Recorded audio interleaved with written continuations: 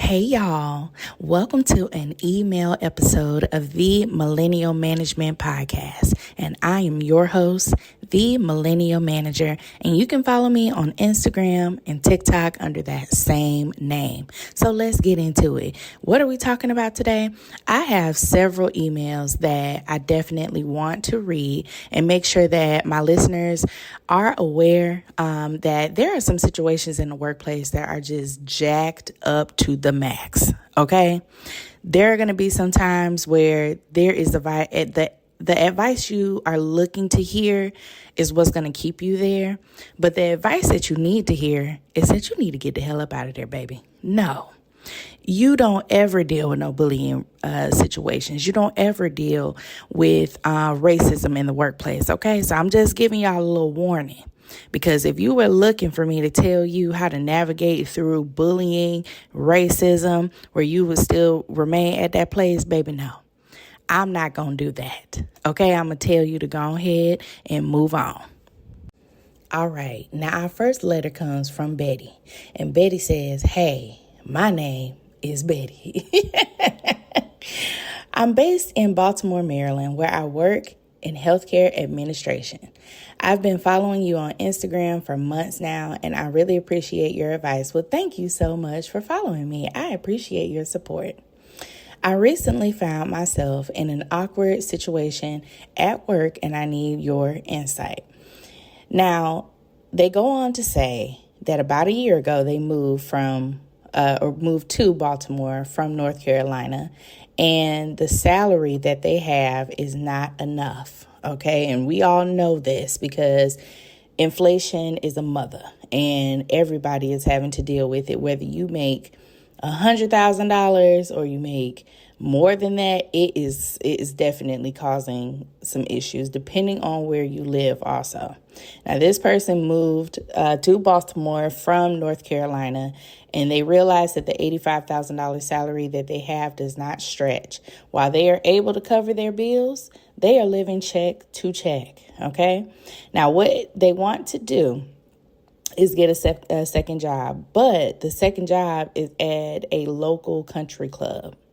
And the problem is that the boss, the other executives at their company, they also come into that. They frequent this country club. And they want to know, should they be upfront with the supervisor to avoid any misunderstandings about the part-time role? Because they haven't been at this company for more than a year, they feel like it's going to cause an issue because they would come across these people more frequently. Now, to be honest, I would look at what your company's requirements are when it comes to second jobs, because there are some states where it is mandatory that you report that you have a second job. So I'm not sure if that is the case in Maryland, but if I were you, I would start there. So I would start to see whether or not it's mandatory in your state. And then I will also look at the company's policies. So if there is a company policy about outside work and it states that you need to report that to your supervisor, then I most definitely would. I would go ahead and let them know that you have a second job. Now, whether or not you need to explain why, like your reasoning, I wouldn't. I would just say I have a second job. Okay. And then I would just tell them where it is. And that's it. I would not go into, I need more money. I wouldn't say anything like that. I would just keep it real simple. And then also, you should not be ashamed about working or having to have a second job, because you are doing what is required of you because of the current economic state. So I just want to tell you that I know that it's a bad feeling because you feel like, well, I make this much money. Why am I not, able to really thrive instead of just survive, which is what I'm getting from the email. Like, I'm able to pay my bills, but I am literally, when that $3,000 check hit, it is gone. okay? I have paid my rent, or I have paid whatever bill I can put with my rent. Like, it is rough. And so I just want to encourage you to continue doing what you're doing, because working that second job, you never know, that could really open the doors where you're there talking with them and where you're getting to know them. And then it could really build a bridge. So I don't necessarily see it as a barrier. The only barrier that I really see is if your company has a policy about working second jobs. I would just be mindful of that, look that up, and make sure it's not mandatory in your state. But to be honest, I really think that you working this job where you would be interacting with them on a different level is what's going to help you, because in communication, when people are more relaxed in a different setting, they may be a little more receptive. They get to know you. They know you work for them. Like, they may be able to help you in this situation. So I would not think of it as something negative, because I definitely think something positive is going to come out of that. Now, this next one is simply just, hey girl, I got a bully and it's my boss. The email is very short. She didn't tell me exactly what her boss is doing, but that her boss is a bully. And I'm going to tell you, this will apply to any situation, like whether or not you have or if you have a bully, maybe it's your coworker. But we're going to just talk mainly like a broad way of how to deal with a bully in the workplace. Number one, you need to be prepared. Okay. Because like, if you are going to work every day, right, this bully knows how to get at you. So what you need to do is mentally prepare yourself before you go to work until you can get up out of there, because you got bills to pay. Now, you need to be mentally prepared, okay? Take a deep breath. You need to remain in a place of positivity. Delusion. Do you hear me? Be delusional. Be crazy. Act like everything is sunshine and rainbows, and do not ever react. That's the second thing. When they are coming at you, do not show them any type of emotion. Do not show them any type of feeling. Everything that you give them needs to be of stone. Your face needs to be of stone. Your emotions need to be of stone. You are an impenetrable rock. They cannot get through you. Okay? Now, you need to start being proactive. That's your third step. And when I say proactive, is you know your time is running up, okay? Or time is winding up, like in that gospel song. You know that your days are numbered. So, because number one, you cannot remain in no situation like that. That is crazy. You cannot remain in a situation where you are dealing with a person who is disrespectful, who is mentally abusive to you. And that's all this really is a mental game, because they can't put their hands on you.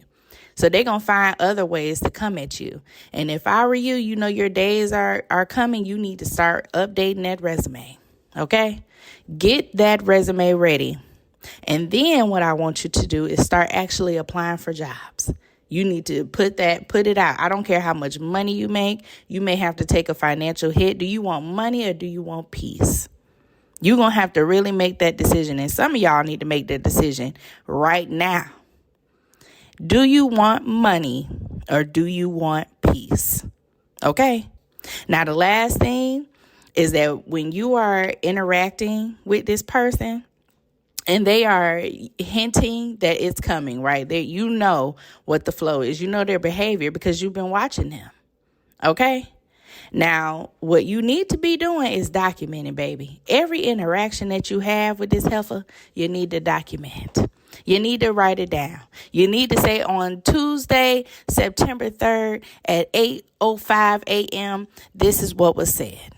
Don't let a bully control your work life. Don't let a bully control your paycheck. Don't let a bully control you. You know what you need to do. You just don't want to do it.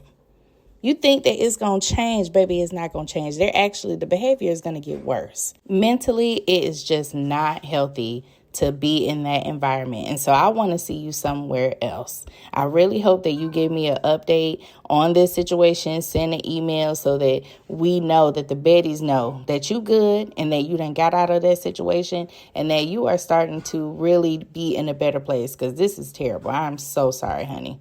All right, now this next one comes from another Betty, and they say, "Hi, I am a fellow millennial manager. I am excited to tap into your podcast journey. Thank you so much for your support. I really appreciate it." Now, they go on to say that they have been with a consulting firm for about 8 years, and they are recognized as a high performer, but they are experiencing burnout, and they are not interested in being a partner or going along the partner track. It says that they have been offered a strategic role at a smaller consulting firm with a 30% salary increase. Rather than staying put out of fear, I'm strongly considering taking the offer, but worrying that staying in the same industry might not resolve what I believe to be burnout. The question is, how might switching companies within the same field help with burnout? Any other advice? Well, yes. Number one, you have to weigh your options, because with a smaller firm, they don't always want to remain small, which means that eventually they are going to grow to the size of the firm that you are currently leaving. So you are going to be building this location to where they are going to be more successful, which means there's going to be more responsibility. And you just have to figure out if that's something that you want to do again, because that seems like what you've already done. Now, to me, I have always kind of stayed in the same industry, but I would definitely be aware that going to a new location can offer you a fresh environment. Like, it can give you new experiences. You're meeting new people. You're having new challenges. You're really able to, whereas your other company, you may have been coasting, like, okay, I'm doing really well. I know exactly what to do. Whereas in this environment, you have to build it to that level. So it's tapping into a different level of skill, which is going to give you the ability to be excited about going to work, because you have this new venture, this new firm, these new people that you're working with, a new role, which is very exciting. So I would consider the scenery to be different. I would consider that even though I'm staying in the same industry, that I'm going to be working with different people. I'm going to be working with a different environment. I'm going to be working with different techniques, different skills, and I'm going to be tapping into skills that I haven't really used in a long time. Because once you reach a certain level of success, you already know the formula. But that formula doesn't always work for every single company. And so you're going to have to find ways to tweak it and make it work. So you have to figure out if you want to do this. Now, to me, I think that going to a new company where you're going to be, first of all, the role is a little bit different and you're making more money. I definitely think that's an opportunity, because making more money introduces you to more ways of work-life balance. So whereas at your other company, let's say they didn't offer you any remote days. I'm not sure if they did, but maybe this company is a fully remote position, or maybe they allow work from home, maybe 3 days out the week, which gives you a work-life balance. You don't have to worry about traveling or all the other things that come along with working in an office. Not only that, more money gives you the opportunity to incorporate more things like traveling, maybe a spa membership, maybe something that can really feed you emotionally, like a hobby, if there's something that you really like to do. Like maybe you want to pick up pottery lessons, or just a art class, really express yourself artistically. Maybe that's somewhere that you need to go. And having that money gives you the freedom to be able to do those things, because a 30% pay increase is very significant. And so I'm telling you right now, I would take the damn job. I absolutely would, 1,000%. Not only just for the money, you need to look at the culture, what type of environment you're working in. But if they reached out to you, they are confident in your ability, and they know that you can shift the environment to have higher earnings. And that's what they want you to do. So I would consider it. Take that job, baby. All right, now this last one is coming from a Betty, and hers is very simple too. Now, what it says, you're doing a great job. Girl, thank you. Thank you very much. But it says, what would you do if you were hired by someone and they left the company 30 days later? Damn. Some background. They didn't indicate that during the interview that they were leaving. The work environment is pretty hostile. And the new lead is all the messy things you covered in your first podcast. Well, baby, let me tell you.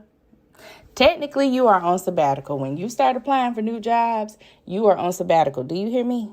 You know exactly what I'm saying, okay? You are on sabbatical. This job don't exist. You're just getting paid. You're on sabbatical from your other role, okay?